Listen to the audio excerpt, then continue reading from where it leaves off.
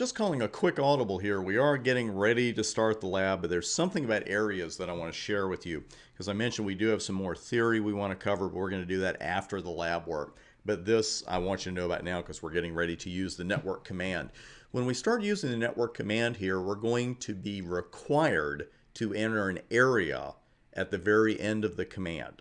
And the area that we're going with here is area 0, which is the backbone area of an OSPF deployment. Oftentimes, people don't even refer to it as area 0. They just say the backbone area. And every non-backbone area in the network must contain an interface on a router that has a physical or logical connection to area 0. Now, this sounds, like a design requirement. And I don't know if you've hit any of those in your studies or not, but usually even the Cisco best practices, which I'm going to share some with OSPF with you later here in this section, they'll give you a recommendation of how many routers should be in an area, how many routers or how many areas a router should be a part of, that kind of thing. But they are not absolute hard and fast rules. Let's say that there was a limit of 50 routers in an area.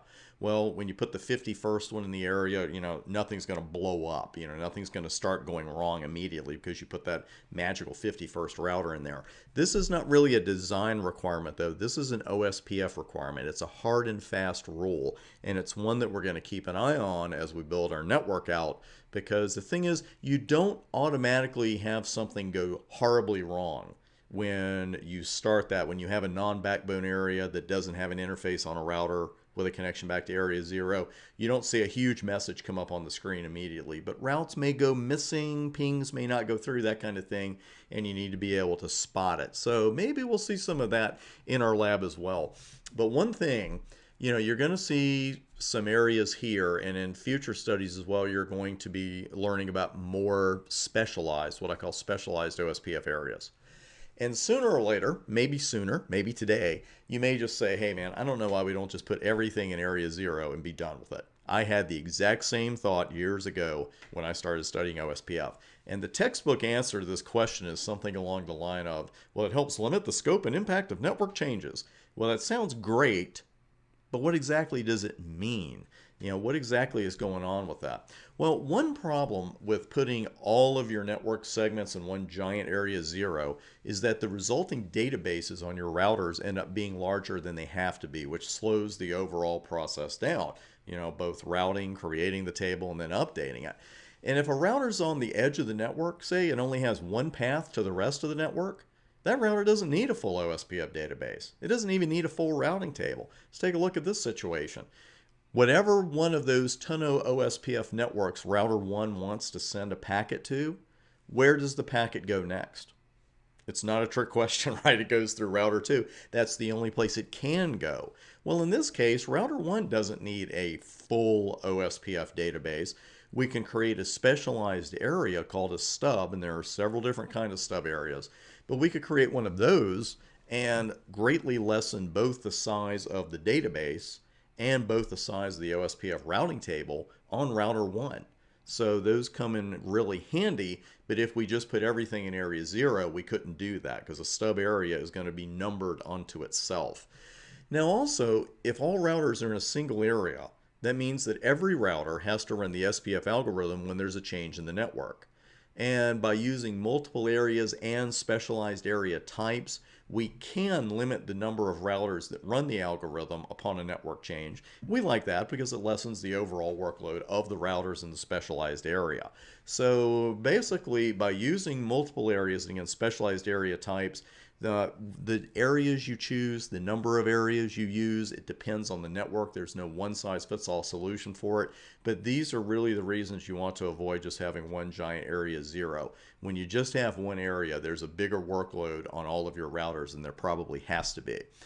With that in mind, we're going to build our first OSPF segment, and we're going to actually start that in a minute. There's something from the last video I wanted to show you. I know I keep putting it off, right? That's wrong of me, but I did want to show you this. And I mentioned something about what happens when you try to run OSPF and you don't have an IP address on an up and up interface. So let's just say that you sat down at this router and while you were gone, somebody right erased your router, reloaded it, and then just put the lab commands back on. I'm not saying that's ever happened here, but it has happened here. so I am saying it. So let's just say that I sit down now and do a router OSPF1, and hey, I get a message, something about failed to allocate unique router ID and cannot start. I know a couple of the letters are a little off there. And it looks like it says cannot tart, but I guarantee you it says cannot start. Well, this is not the kind of thing you want to see first thing in the morning if you haven't had your coffee, even if you don't drink coffee. And the thing is, and this is a great example of it, even, sooner or later you're going to see debug output that you haven't seen before.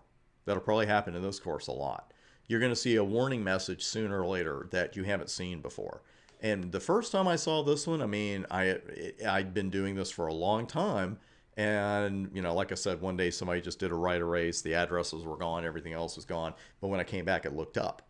And this is what happens. I got this message and it's like, oh, the first thing you look at that is, oh my God, something's corrupt. Something's really wrong with the router. It was fine 10 minutes ago, that kind of thing. Well, the reason I'm showing this to you is so you don't have that kind of fit. Because just remain calm, which I did after a few seconds, and you just read the message. And it's even telling you right here, no router RID. There's no RID here. And, your eyes tend to go to the failed, but the thing is it failed to allocate a unique router ID. If the router can't create a router ID for OSPF, it's not going to start. And it kind of looks like it did, right? I mean, it dropped into router config mode, but you know what happens if I run show IP OSPF right now? It's even going to tell me that. The router process 1 is not running. You need to configure a router ID. So, of course, that would be about the time you say, oh, I need to put some IP addresses on here, and we'll go from there. But I did want to show you that good troubleshooting tip, because if you don't bump into it on the exam, you'll bump into it sooner or later. Let's take a look at the segment we're going to build. And the first one we're going to build is between routers 1 and 5. And it's going to be the 10.110/24 subnet. All IP addresses on non-loopbacks, by the way, will end with the router number. It's a good organizational tool to get used to using. And we're going to put them into area 0, our backbone area. What I've done here, and I'll put the addresses back on router 1, obviously, but every router has one loopback. And router 1's loopback is 1111/32, routers 2 is 2222, and so forth. Now, for clarity's sake, I have not included the loopback interfaces in the illustrations because we're not yet OSPF enabling them. We're going to do that later in the section, but not originally. Also, any and all previous OSPF related commands have been removed from every router. So we are indeed starting from total scratch, and that's what we're doing, 10.111 and 10.115. Now, one thing I want to mention here with the router OSPF, and we'll see it in a moment. I've mentioned this process number a couple times. I know you're probably getting tired of hearing it. Let's go right here to router 1. And you see that is the process ID. There's no other value you can put there. The reason I mentioned this a couple of times is that with EIGRP, we also put a number here. But that is an autonomous system number with EIGRP, and that must agree with any downstream neighbors, potential neighbors, before they become actual neighbors.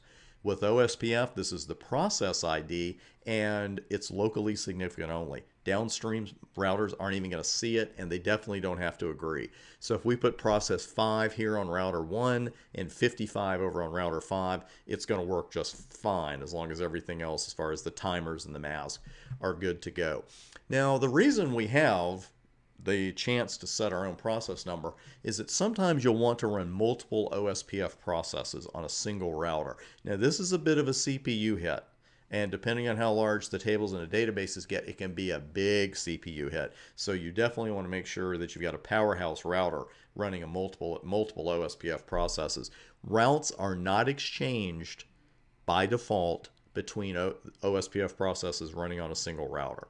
So that may be one reason you would do that, or would be one reason you would do that, is that you could have your serial interface in process 5 and fast Ethernet in process 10, and you don't want each segment to know about the routes you're getting from the other segment. So just wanted to fill you in there on the processes. And tell you what, we're hitting 10 minutes here, so we're going to take a break. I swear to you, we will start this lab when we come back. You needed to know about the areas, though, and I wanted to show you that thing with the process not starting. So I will go ahead and put the IP addresses back on router 1, and we will get started at the beginning of the very next video.